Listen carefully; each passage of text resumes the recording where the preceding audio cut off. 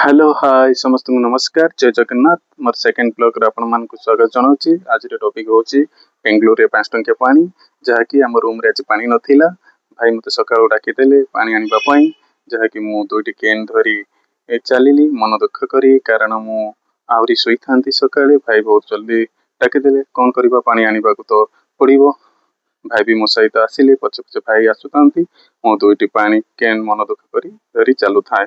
तापरे भाई आसिला परे तापरे मो बाइक रे बसिली। भाई कहले मु ड्राइविंग करछि मु कहली मु करिवि कारण भाई कहले तू ड्राइविंग करिवि जदि हमें बहुत जल्दी पहुंचीबा सेति पई भाई कहले मु ड्राइविंग करछि कहले ठीक अछि। तापरे हमें दुई भाई जण चलिलु धीरे धीरे। तापरे आसी हमें पानी टंकी पाखरे पहुंची गलु। 5 टंका कॉइन पानी बॉक्स रे पकाइली तापरे फिल्टर वाटर बाहरिला। तापरे केन दुईटी मु पानी केन दुईटी फुल करिली।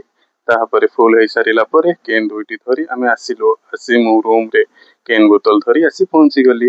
आज एमिति मोर सकाळटी गला कोन करबा दिन अथी करबा को पड़िबो।